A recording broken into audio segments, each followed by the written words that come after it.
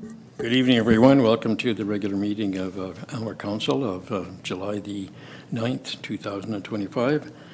Seeing everyone present, let's begin with the moment of reflection and respect.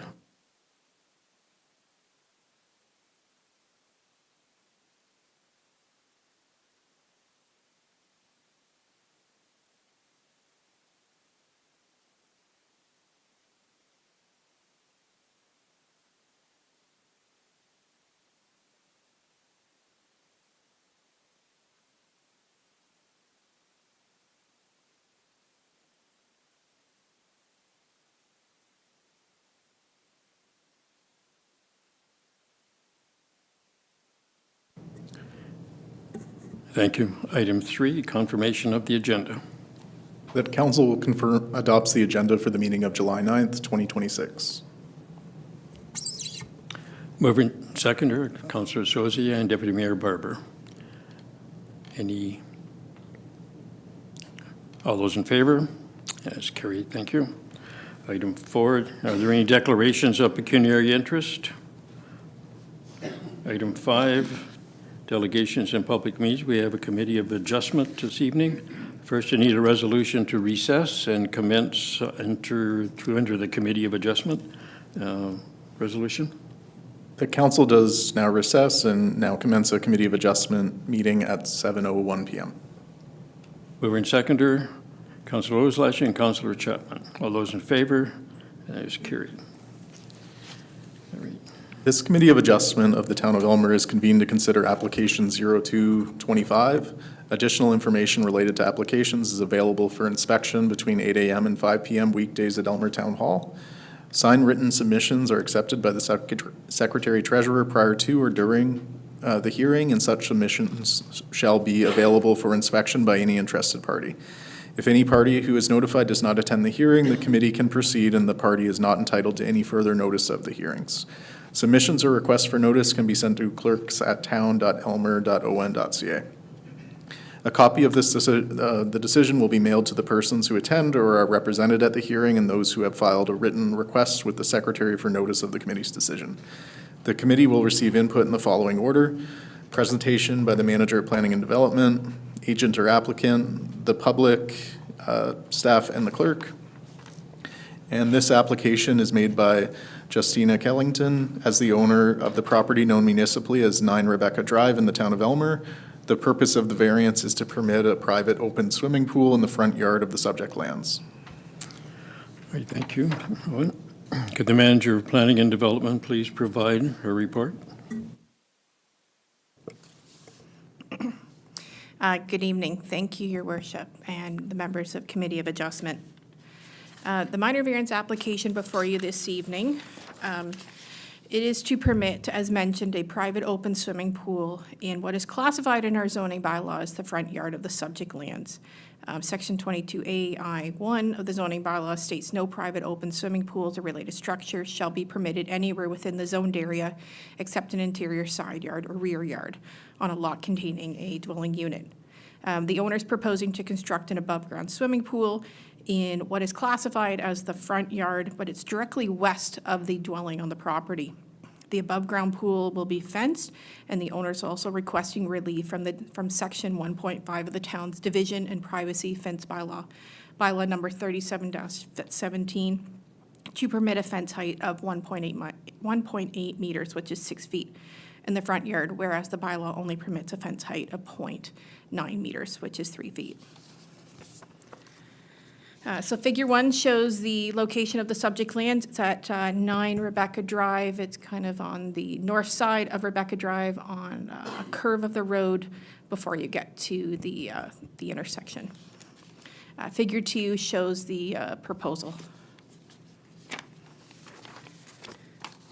Moving on to planning evaluation. In terms of consultation, the application was circulated to town staff and public agencies for comment, and at the time of writing this report and at tonight's public hearing, no comments were received of concern from staff or public agencies.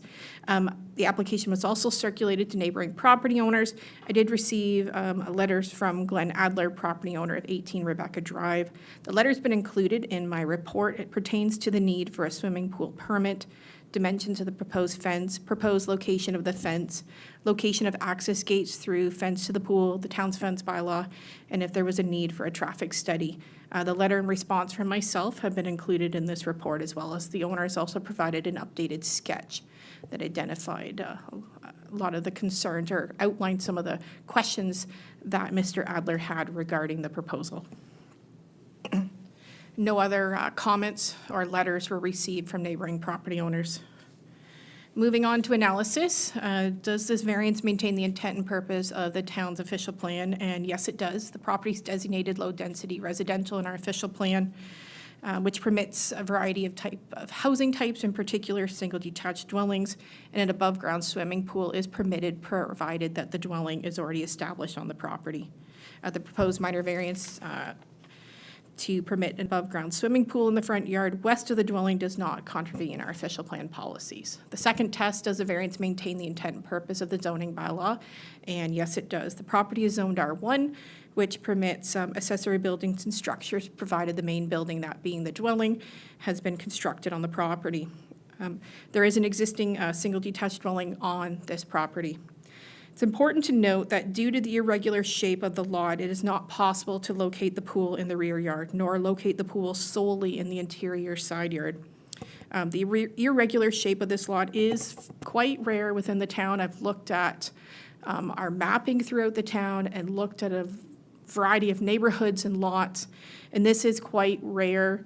There is cases of lots that are somewhat similar to this. However, they are corner lots, and corner lots have greater regulations in terms of the type of uses that can be permitted in the exterior sides yards, and in particular, meeting site triangles for intersections. The proposed pool will be located a minimum of 1.5 meters from the proposed fence as required by the zoning bylaw. The proposed fence will be located 0.61 meters or 2 feet from the front property line and 0.3 meters, which is 1 feet from the west side lot line. With the exception of the request to construct the pool in the front yard, the proposal meets all the other R1 zone provisions and regulations.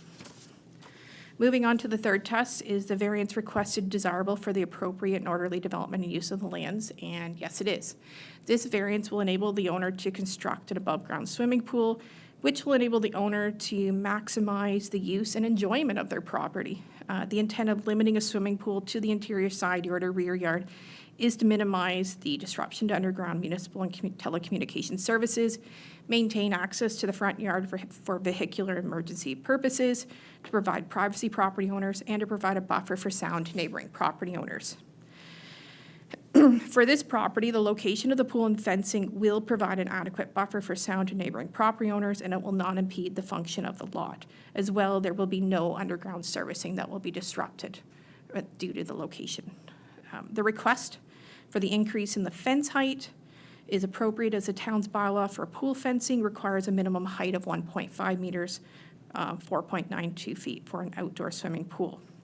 The increased fence height will not impact any site triangles, as this property is not a corner lot, and it will allow for a consistent fencing height with the existing fencing on the property. And the fourth and final test, is the variance considered minor in nature? And yes, it is. The impact from this proposed variance is minimal with respect to the environment, municipal functions, and surrounding property owners. So in conclusion, it's my recommendation that this minor variance be approved. Thank you. Thank you very much, Heather. Is the applicant present, and do they wish to speak? I am present, but I think she explained everything. All right, thank you. That's good. If there are any members of the public present that wish to speak, please do so now and approach the podium. Seeing none, I'll ask the clerk if he's received any communication concerning speaking, or has you received other communication? We have not. Very well. Any questions from council? Comments from council? All right. Seeing none, with no, okay, got one. Deputy Mayor Barber. Thank you, Worship. Just a very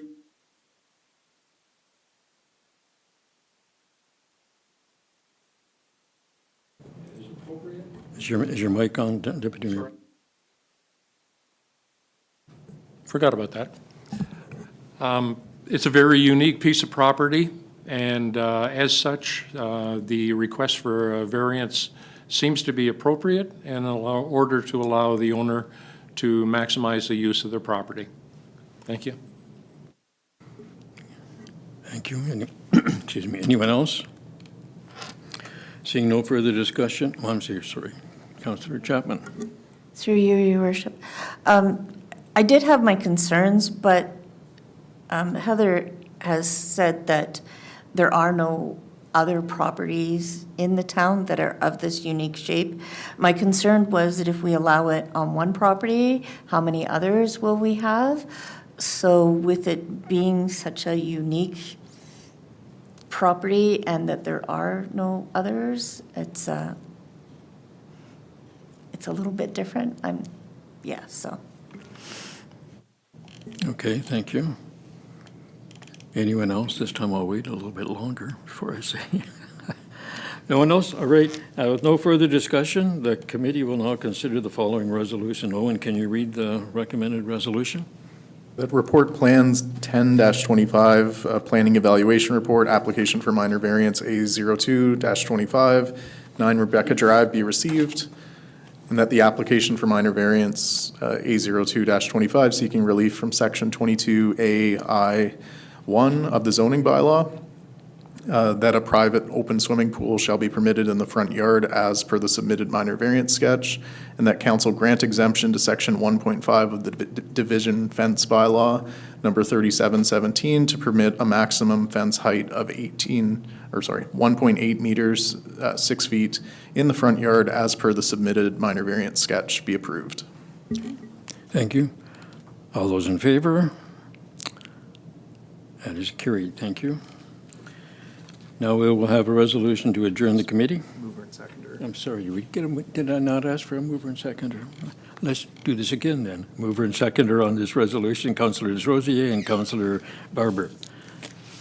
Now, any further discussion? No. Seeing none, all those in favor? And it is carried. Thank you.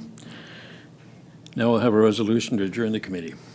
The Committee of Adjustment meeting does now close and council reconvene at 7:12 p.m. Mover and seconder, Deputy Mayor Barber and Councillor Chapman. All those in favor? That is carried. Thank you.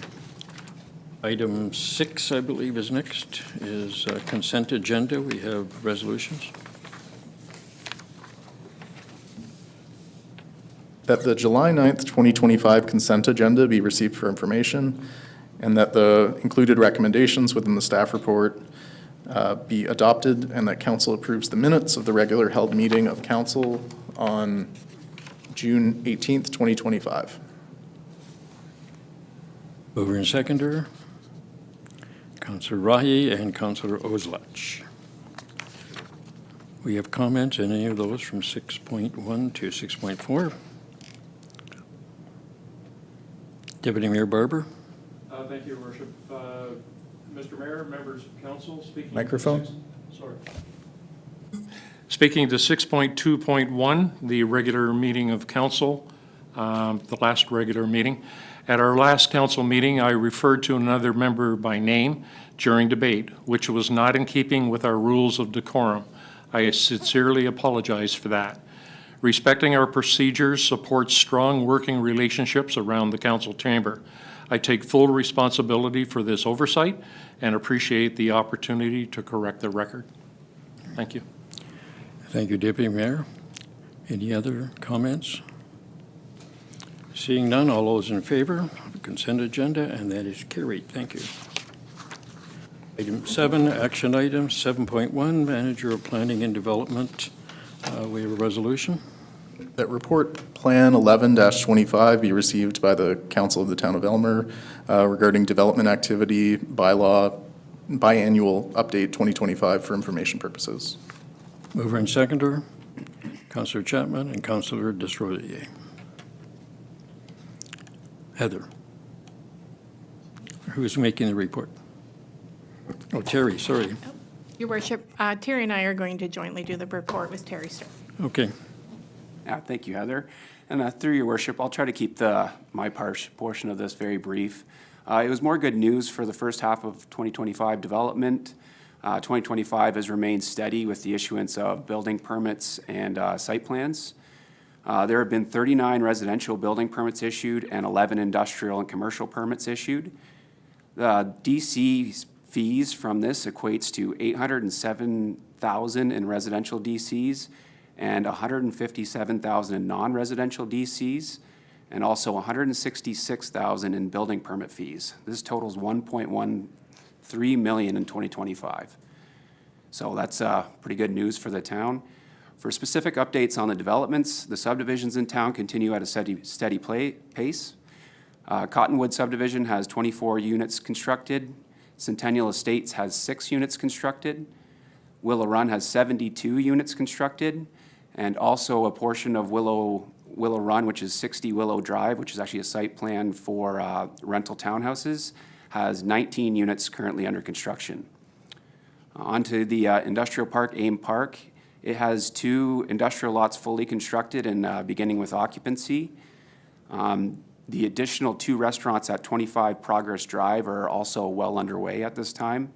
And another good news is that the restaurant at 555 John Street, I can report now, it wasn't included in the report before you, but they have just commenced with the site works and servicing on that lot as well.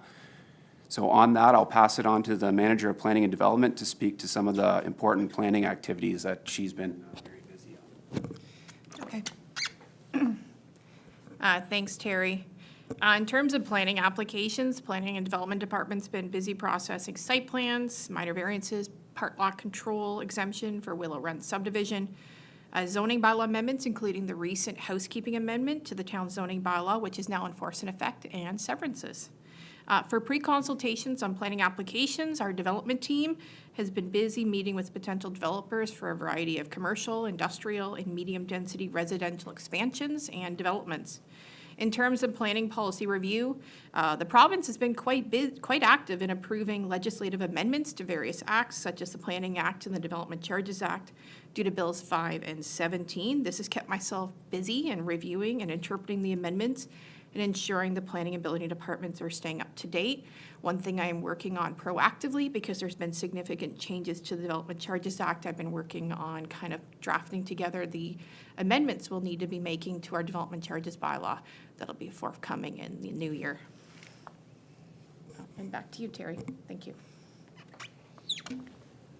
That's all I really had for the update, and we'd be willing to answer any questions that council might have at this time. Thank you very much for that very impressive report. Nice tag team approach. You have comments from council? Councilor Desrosiers. Thank you, Mr. Mayor. A couple questions to through you to the development team here. A couple projects I didn't see on the list that I'm seeking some updates on is the Esso site. I believe we had a site plan or an application before council to expand the Esso and do some refurbishments to it. So I was looking for an update on that, as well as John Street North, the old Home Hardware apartment that we were going to see there as well. I just wanted to see if there's any updates on that. And finally, one of the developments that is noted in this report, Centennial Estates. One of the concerns that have been brought to my attention by residents, one of the developers that's there right now, is the Phil Hill that's sitting there and has been sitting there since the site plan has been constructed. The concern that I'm getting from residents is, one, is it's unsightly. Two, is a safety concern because there's children that are constantly playing on it and it's eroding, which is a huge safety concern. So I was wondering if we could seek some clarification on those items. Thank you. Yeah, I can begin to field those. I'll start with the Centennial Estates inquiry. So that's the topsoil that they utilize for all the lots. Once the rough grading on the lots has been completed, they take topsoil from that pile.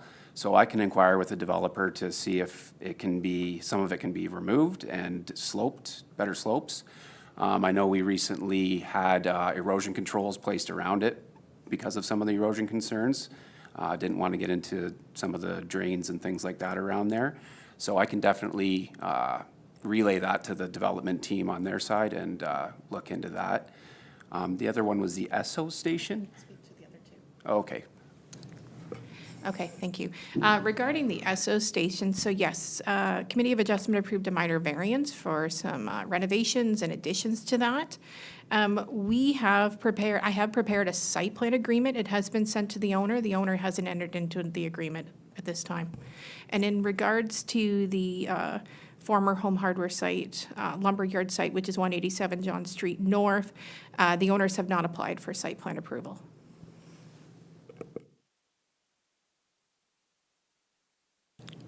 Deputy Mayor Barber? Thank you to Heather and to Terry.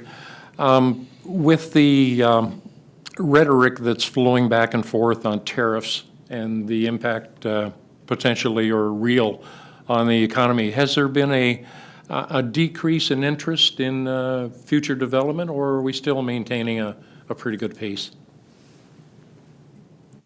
I can start that, and through your worship to Deputy Mayor Barber. We haven't noticed a slowdown at all. Especially the residential lots in these subdivisions that are ongoing, they are continuing at a very steady pace. I really don't have much more of an update other than that. We're seeing steady permits being issued for residential construction.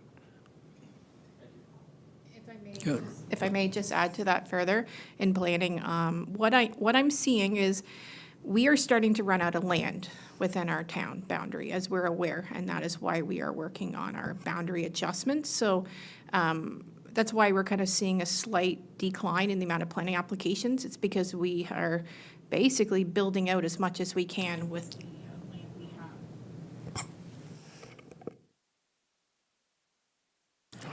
Okay, thank you. Anyone else? Seeing no other questions or comments, all those in favor? That is carried, thank you. Item 7.12, Director of Emergency Services, resolution. That report Fire 05-25 regarding the Aylmer Fire Department Ladder 5 repairs be received for information, and that council approves additional repairs to the Aylmer Fire Department Ladder 5. Mover and seconder, Councillor Barbara and Councillor Rahi. Chief McCone. Thank you. Good evening, Your Worship. Good evening, members of council. As I state in my report, sometimes repairs cannot be budgeted for. It was brought to our attention last year that the hydraulic lines would need attention, and it was brought forward that this would be the year that we had to proceed with those repairs. They run in the ladder, so it's a little bit of work to have a look at them, and it was recommended by the technicians that we replace those hydraulic lines this year to keep the area running safe. Excuse me, and any questions that anybody has, I'd be happy to answer them. Thank you. Okay, thank you. Councillor Rahi. Thank you, Mr. Mayor. My question would be, who does the work? Does it have to be a certified, like someone certified to work on emergency vehicles? Like it can't just be a normal hydraulic shop, right? Through you, Your Worship, great question. All our vehicles and our maintenance are done by EVTs, as emergency vehicle technicians. They do send them out. We had to have some hydraulic works done on the rams of the truck. That can go to a hydraulic shop and such, but the rebuild and the reinstall of that part has to be done by a certified technician. Good question. Deputy Mayor Barber.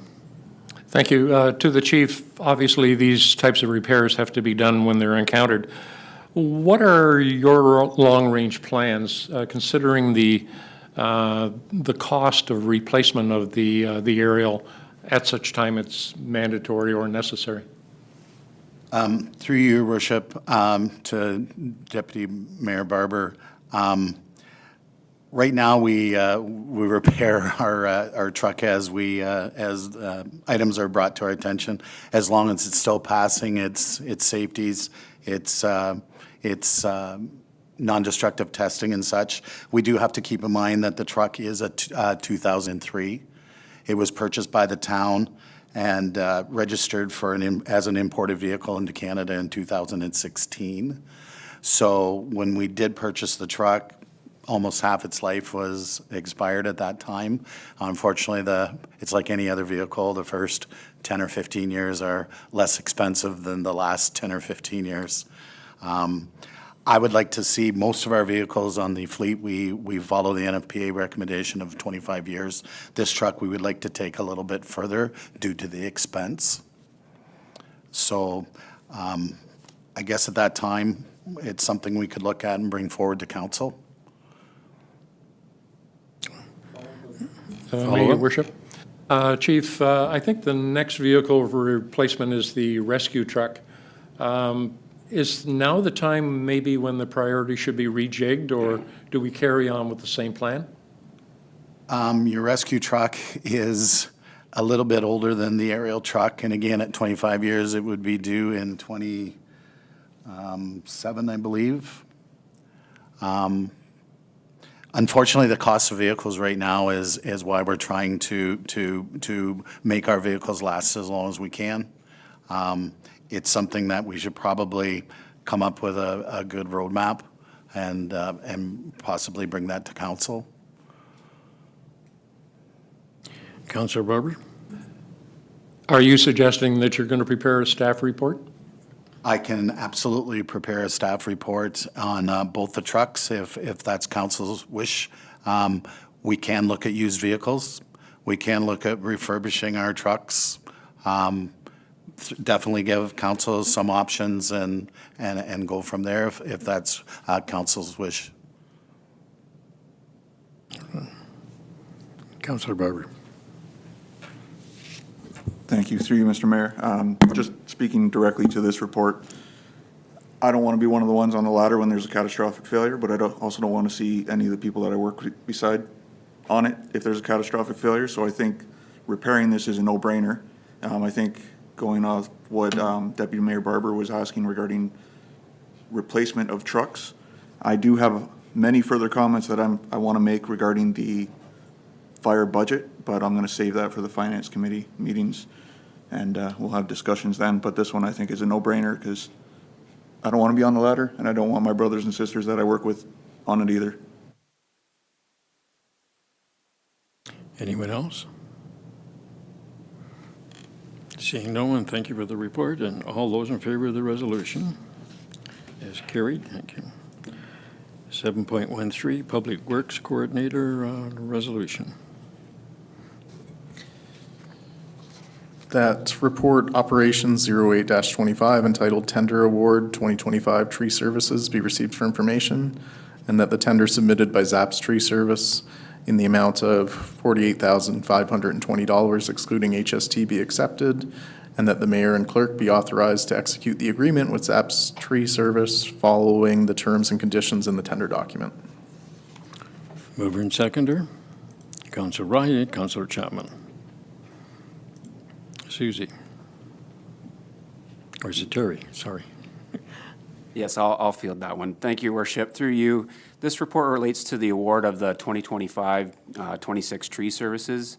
The tender and contract is for tree removal and tree trimming services for the town. This is an annual service that was tendered. We revamped the tender quite a bit in the contract to include much more detailed items for scheduling and billing purposes. Items such as different caliper trees and trees that are encumbered by utilities were also added so that we can have pricing for the specific trees that need to be removed if they do need to be removed. Zapp's Tree Services was a low bidder on the project. There is an annual budget of $25,000 for tree services, and staff do not expect any budget implications as a result from this tender. Unless there's unforeseen environmental circumstances such as a major windstorm, this should fall within the annual budget for the work. I know that the total dollar amount for the tender is higher than the budget, but that's just because we included so many additional items now for billing purposes. For instance, if they remove a tree that is a 1 foot diameter caliper, we have a price for that. If it's a larger tree than that, we have a price for that. So those they will be billed accordingly, and the only work requested by the town will be billed. And on that, I can answer any questions that council might have. Thank you, Terry. Council? And seeing no questions, all of those in favor of the resolution, and that is carried. Thank you. 7.14, Manager of Parks and Recreation, resolution. That report Recreation 07-25 entitled Seniors Community Grant Program 2025-2026 be received for information. Mover and seconder, Councilors Rosier and Councilor Chapman. Susie. Thank you. Through you, Your Worship, to Council. I'm pleased to return to Council once again this year to report on a successful Seniors Community Grant application. So the Town of Elmer has been awarded $25,000 for the 2025-2026 Seniors Community Grant Program, available through the Ministry for Seniors and Accessibility. As you'll note in the report, the opportunity opened November 29th and closed January 16th. Staff were able to come together to put a worthy project together to propose, and are very happy that we'll get to deliver more affordable and accessible programming geared to adults 55 plus in the community. So this funding allows community groups across the province to offer a wide variety of activities that help seniors to live independently, ensure their safety and security, connect them to the community, avoid social isolation, and help them achieve greater financial security and social connections. So as mentioned, the town in 2024-2025 was awarded $14,000, and we delivered a very successful program. We were part of 282 community projects that were funded in the province. And this year, we're pleased that we've received the maximum grant funding. Projects are awarded between $1,000 and $25,000. So this will help to deliver some programming and build capacity for older adults. So the program, as intended, will be delivered between September 2025 and March 2026. So we're expected and hoping to reach 500 different program participants. So setting our goals higher from our last year, but I think that's attainable. Planning to have a workshop series that'll be facilitated, pop-up senior centers twice per week through spanning September through March, utilizing Old Town Hall as well as the complex. Having some creative programming, some canvas art painting series. I won't be instructing that, not to worry. We'll have some dance fitness programming, all of which will be free. So this is pretty great. And again, using our community assets, so making good use of Old Town Hall as well as the complex, and wrapping up our project by the end of March. So the wonderful news here is that there's no financial impact to the town. We've been successful in adding $25,000 to our programming budget that comes with no barriers to our participants. We're very cognizant of offering drop-in programs, having a blend of registered programs that people can attend for free. These offerings will be coordinated and facilitated by the community programming assistant, further promoting community collaboration and connections and demonstrating the benefit of that new position, which I'm grateful to Council for. An official announcement's anticipated mid-August, but happy to share that with Council tonight. And advertising for new programming for adults 55 plus will appear soon. So I'd like to express my gratitude to Council for their support of recreation programming, as well as appreciation to the Government of Ontario for this award. And I'm happy to answer any questions Council may have. Thank you. Council? Councilors Rosier. Thank you, Mr. Mayor. Through you to staff. I think this is a wonderful initiative. The only feedback that I received from the seniors community is marketing efforts. I definitely saw it online, on Facebook, through our social media. Was there any flyer type marketing that went out, kind of giving either a calendar or some type of decorative marketing flyer that had all the dates on it? Because that was the only feedback I got, was that they wished that there was something like that for this program. Thank you. Through you, Your Worship, to Councillor Desrosiers. That's a great comment, and I'm eager to have that feedback and know how people would like to receive their information. I was happy to attend the Seniors Community Picnic at Pinafore Park today. So we sort of gave a teaser to this program. So we did have a lot of folks picking up information, so it's wonderful. And we have started having print media is very important to our community, so we're grateful for the Elmer Express, and we do advertise there. And local businesses, we're looking to increase our visibility and flyers and takeaways. So thank you for sharing that feedback, and yeah, we'll certainly take that advice. Thanks. Thank you. Anyone else? Seeing none, all those in favor of the resolution? That's carried. Thank you. Requested municipal resolution notices, the Town of Bradford resolution. That council endorse and provide a letter of support to the relevant Government of Ontario ministers for the resolution regarding advocacy for increased income supports thresholds for Canadian veterans from the Town of Bradford, West Gilbury. Okay, thank you. Mover and seconder, Councillors Rosie and Councillor Oslash. Councillor Rosie, you brought this up. Do you want to speak to this first? Thank you, Mr. Mayor. I'd love to. In my belief, veteran support programs must reflect the economic realities. Raising the IRB eligibility threshold to at least $40,000 for a single-person household is a necessary just step towards ensuring financial stability and dignity for those who have served our country. In the spirit of standing united in support of our veterans, especially here in our community, I respectfully ask that Elmer Council endorse this resolution to advocate for more equitable, accessible, and dignified federal support for those who have served this country. Thank you. Anyone else from council? Okay, so the resolution indicates that we would send this around. So very well. All those in favor of the resolution? That's carried. Thank you very much. New business and matters of urgency, we have none. Reading of bylaws and proceedings thereon. The council gives 3 readings to and approves bylaw 45-25, being a bylaw to confirm the proceedings of council held at the regular council meeting on June 18th, 2025, and bylaw 46-25, being a bylaw to authorize the signing of an agreement between the Corporation of the Town of Elmer and Zapp's Tree Service for the provision of tree services. Mover and seconder, Deputy Mayor Barber and Councillor Chapman. Any comments, questions on any of those? Seeing none, all those in favor? That's carried. Thank you. Are there any inquiries by members? Councillor Rosie. I have 2. Would you like me to pair them together, or can I do them separately? Whichever way is best for you. I prefer separately. The first is I've received concerns from residents, particularly those using mobility devices, regarding pedestrian safety at alleyway exits within the downtown core and the sidewalks, especially with limited visibility. They've suggested the installation of safety mirrors to improve sightlines and reduce the risk of collisions between the vehicles and the pedestrians.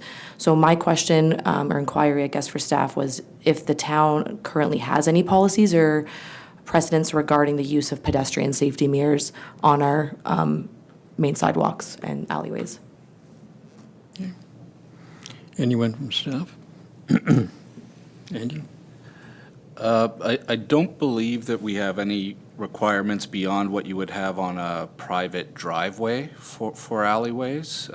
We certainly could look at that and examine it, but we'd want to kind of understand where the issue is. If it's more of an issue of plants being overgrown or something on our alleyway, it might just be better to up the trimming or something like that, but certainly we can look into it. Do you have a particular alleyway that you're thinking of? The one that was addressed to me specifically was I believe it's the RBC, between community living and RBC, and several residents with mobility devices have come along the sidewalk, and then there's vehicles coming out. So that's where they specifically feel a pedestrian mirror situation would be best. Okay. Do you have a comment on this, Councillor?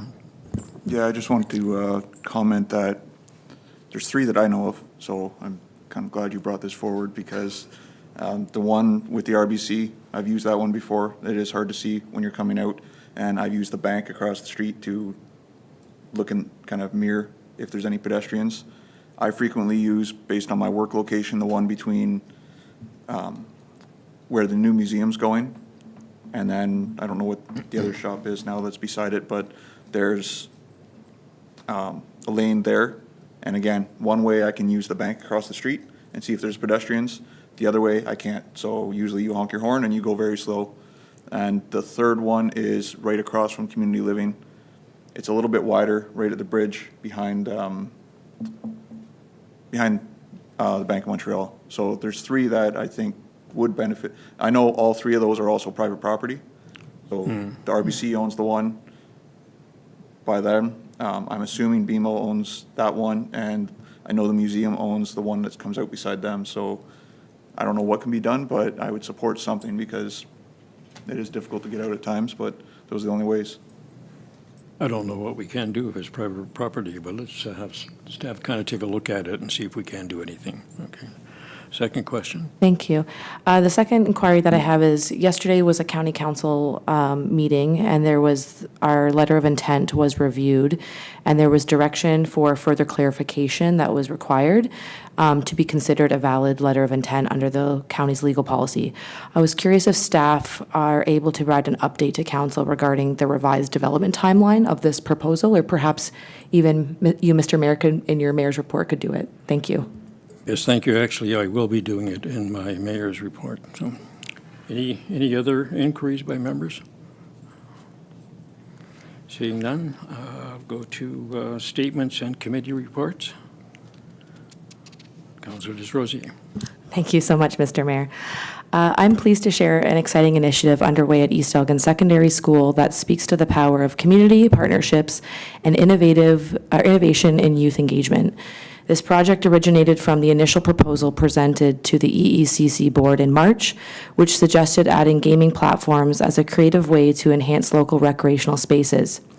While exploring this idea further, I had the opportunity to connect with Mike Primo, the founder of Playroom Experiment, a grassroots initiative based in the Dorchester Arena that provides a safe, inclusive, and low-barrier space for youth to connect, recharge, and be kids. Following a tour of the Dorchester facility, I helped facilitate an introduction between Mike and the leadership staff at EESS. That connection has since grown into a collaborative project which establishes a similar space within EESS, tailored to the needs of students and our community.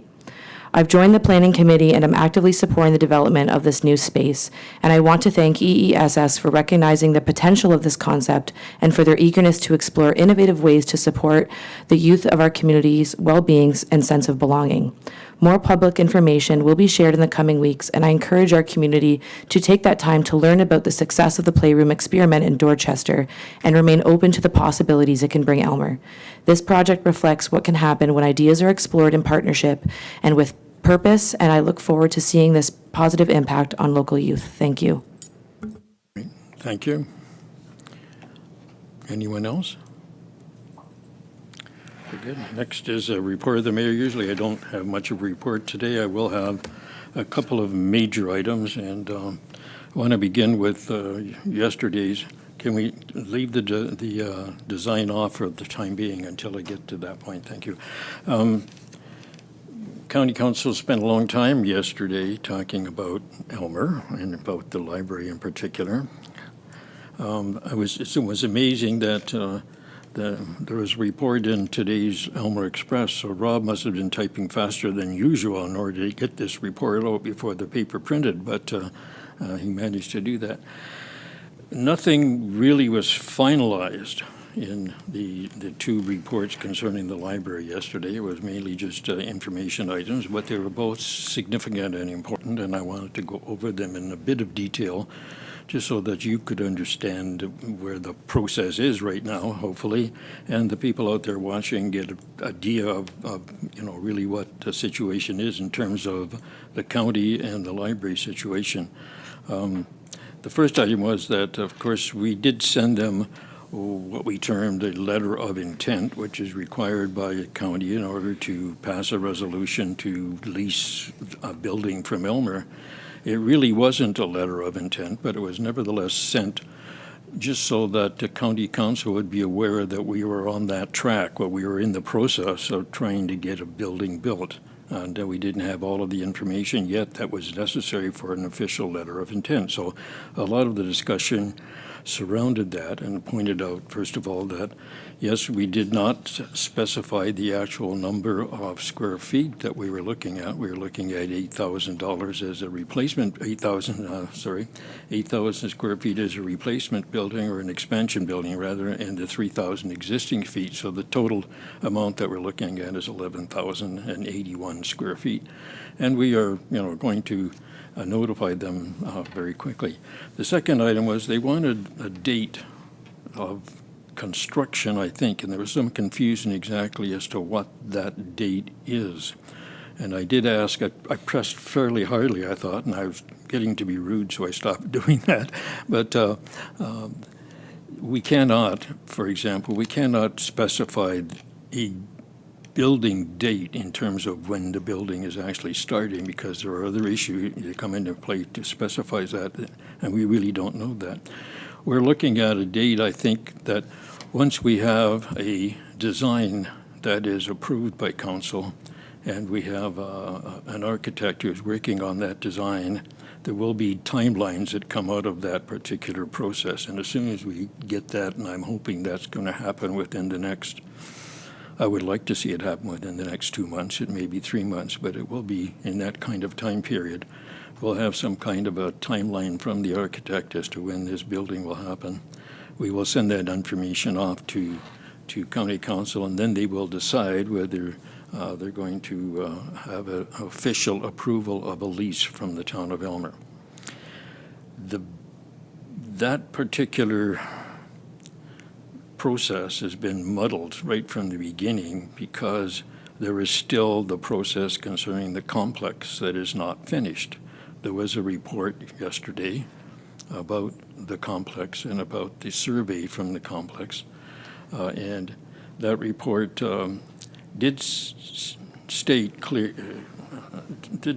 correctly that in actuality the Board of Management of the East Elgin Community Complex has not officially requested that the county move a library to the complex. The only request that has come out of the Board of Management so far has been that we would talk to Brian, we would talk to the Community and Cultural Director about county use of the complex.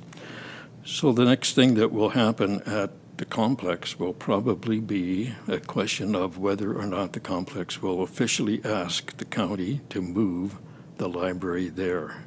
That probably will happen at the September meeting of the community complex. In the meantime, everything is as it is, and I'm hoping that the county, before we get that far, will have approved the move to a expansion building here downtown. So I don't know if I'm confusing it any further for you or not, but at the present time, there's no movement towards the complex because the complex really hasn't asked, the county for that. The discussion yesterday also evolved around the survey and all that kind of stuff, but really that has no bearing on whether or not they're going to go to the complex or not. So the only point I want to kind of make on this is that I think that, as I stated there, that I can't see the Township of Malahide voting against something that the town of Elmer wishes. And I also can't see the County of Elgin voting against something that the town of Elmer wishes, unless somebody, unless the wheels drop off somewhere.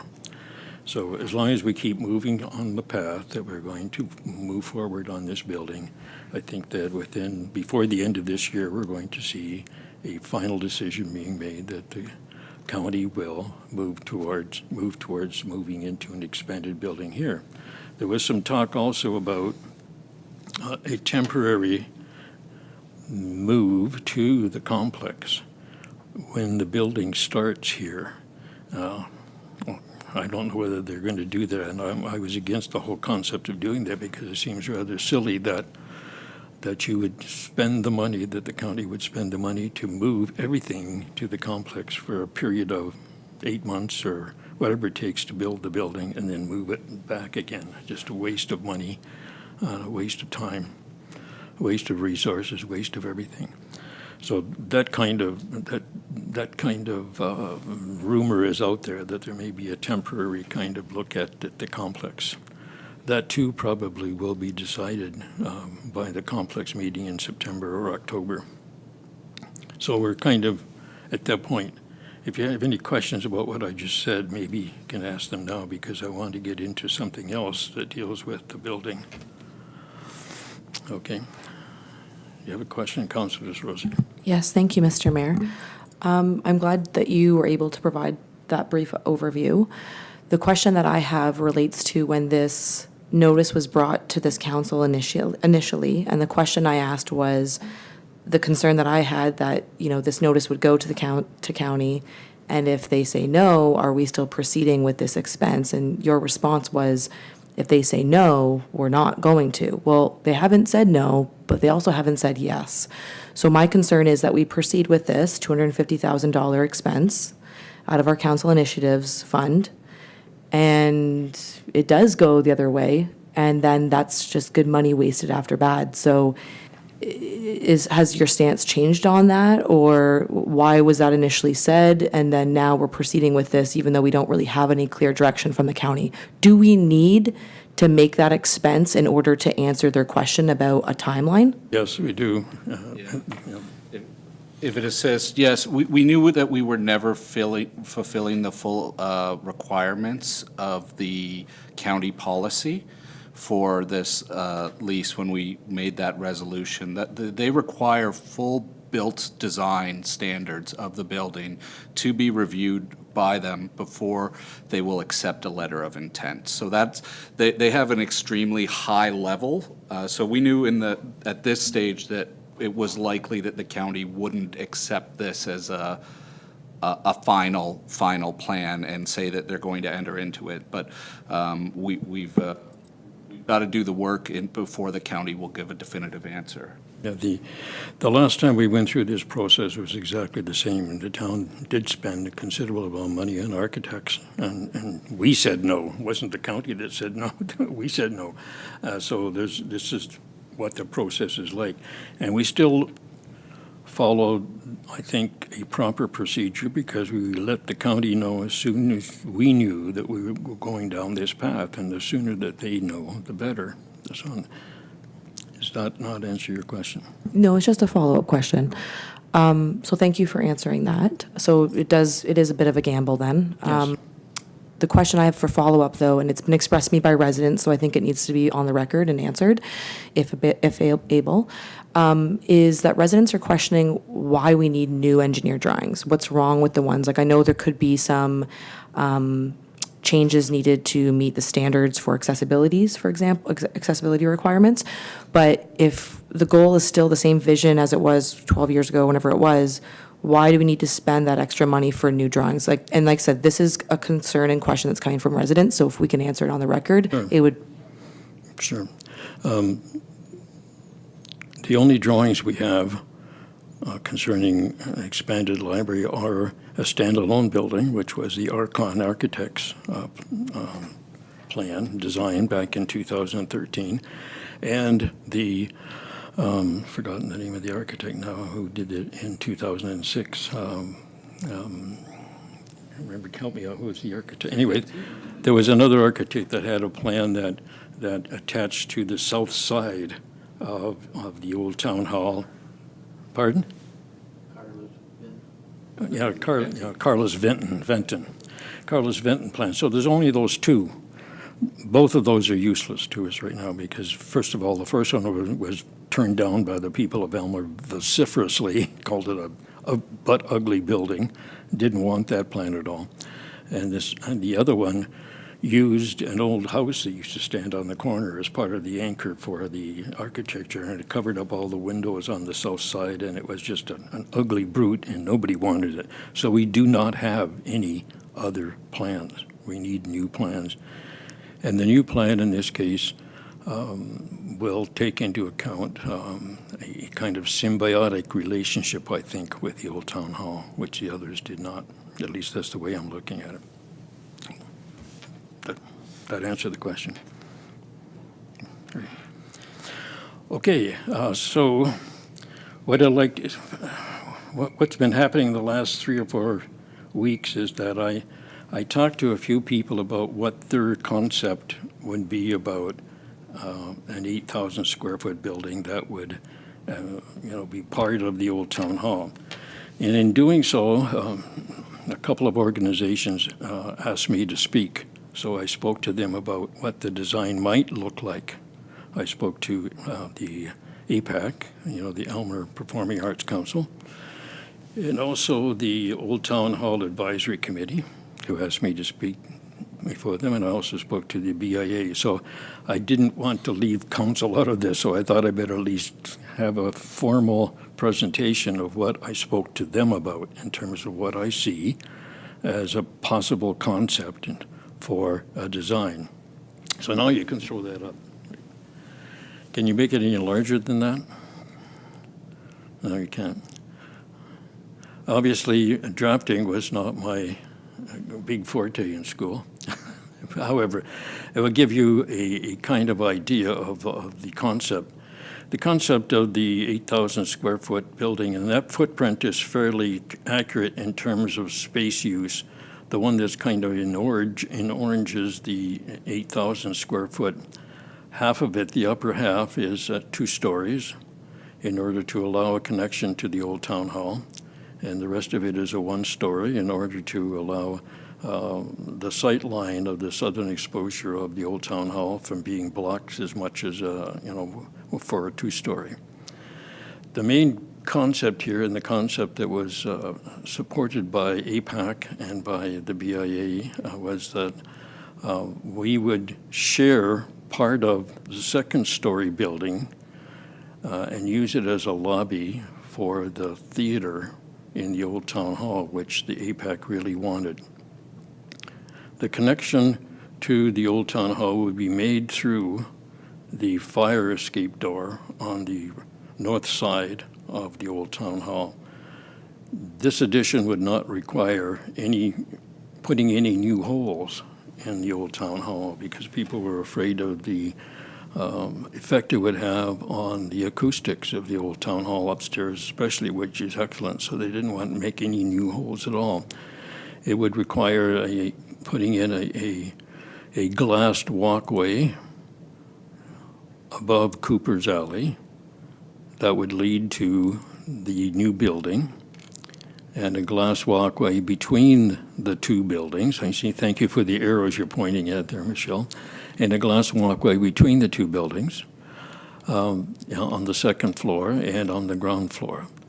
The reason for all that is APAC really wanted people to go to the lobby first. They didn't want them going through the old way of coming in off of John Street and then climbing the stairs and going through the theater and then going out the fire door and then going to the lobby. They wanted people to go to the lobby first, which required that there would be, of course, an elevator in the area between the 2 buildings and stairs in the area between the 2 buildings. All of that area between the 2 buildings and leading off of the fire escape door would all be glass. And they were very, very happy with that kind of concept because it not only was kind of pleasing to the eye, but it sort of allowed that area to be used for people to sit and have a drink or whatever they wanted to have. So there's a lot of reason. I don't want to get into the whole thing, but that's one of the concepts that would work in terms of tying the 2 buildings together in a kind of symbiotic relationship. And they feel that doing this would also mean that the theater upstairs would get a lot more use because there would be a lobby that could be used for various reasons as well in the addition with the library. I ran that past the library. I ran that past the director, and there were no objections to that kind of concept. So I could go on and on forever, but I won't.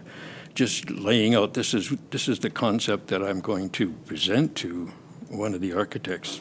It may or may not be one that's presented to council. I sincerely hope it is, because I think it does tie the 2 buildings together, and it's kind of a partnership, it's kind of a symbiotic relationship between the 2 buildings. You'll have both of them.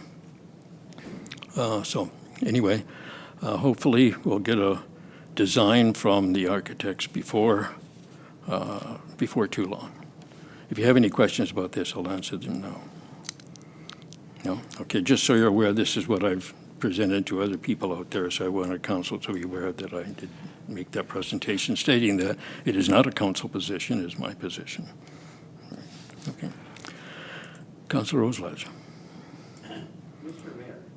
Use the microphone, right?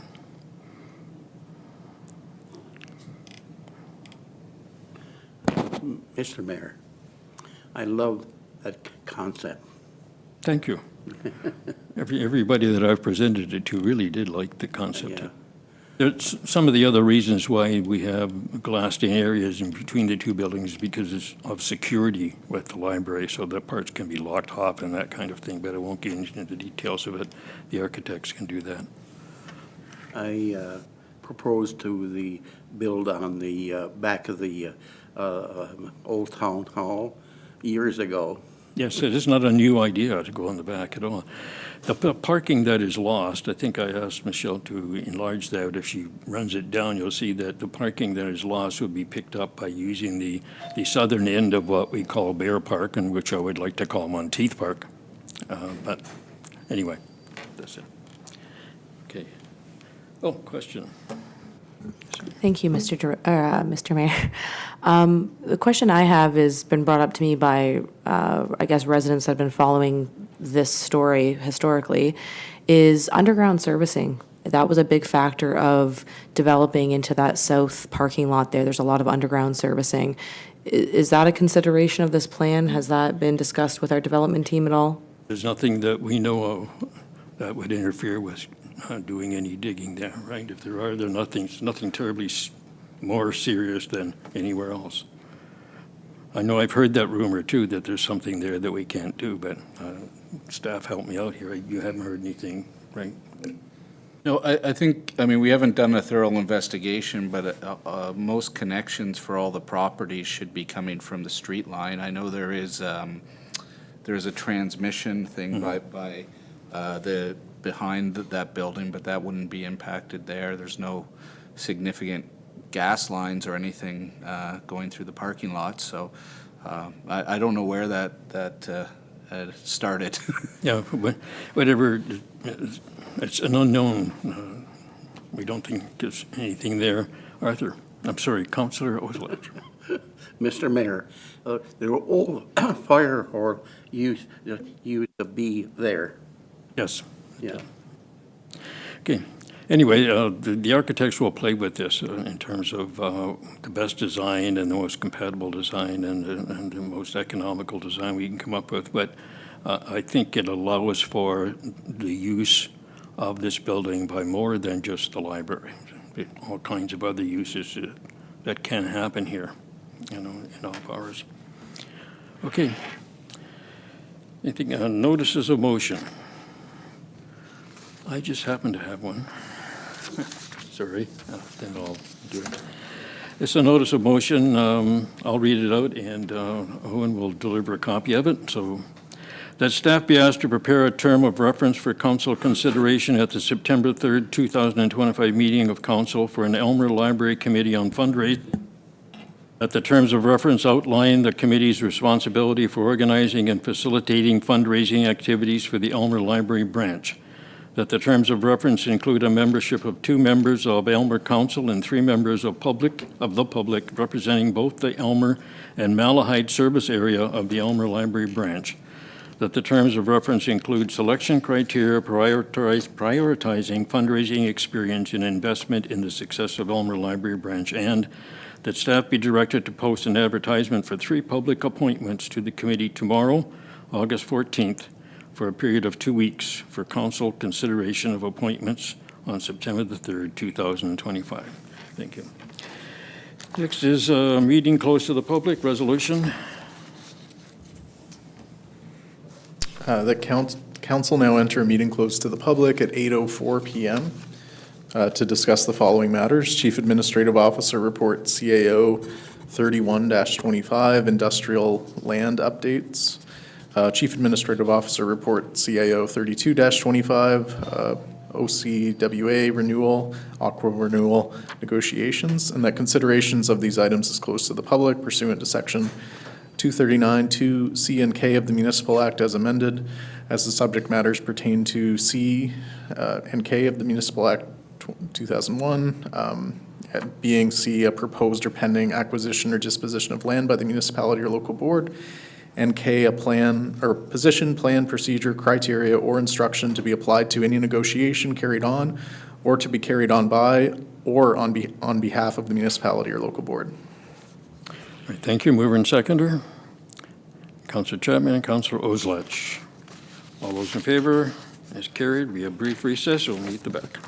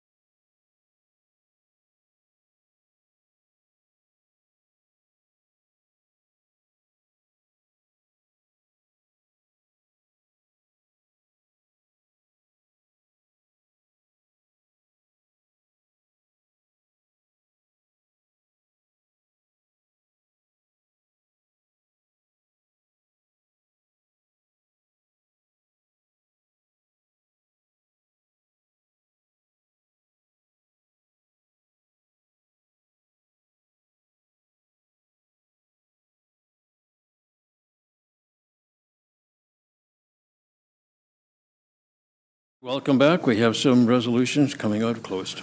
That council rise from a meeting closed to the public at 8:21 PM and reports the following. That council received for the report CAO 31-25 regarding industrial land updates and report CAO 32-25 regarding aqua renewal negotiations, and that council provided confidential direction to staff. Mover and seconder, Councilor Jose, Deputy Mayor Barber.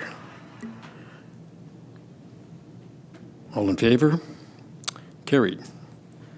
Have a resolution to, That council do now adjourn at 8:21 PM. mover and seconder, Councilor DeRosier and Councilor Chapman. All in favor? And carried. Thank you. Have a great evening, ladies and gentlemen. I don't know if the Blue Jays are playing today or not.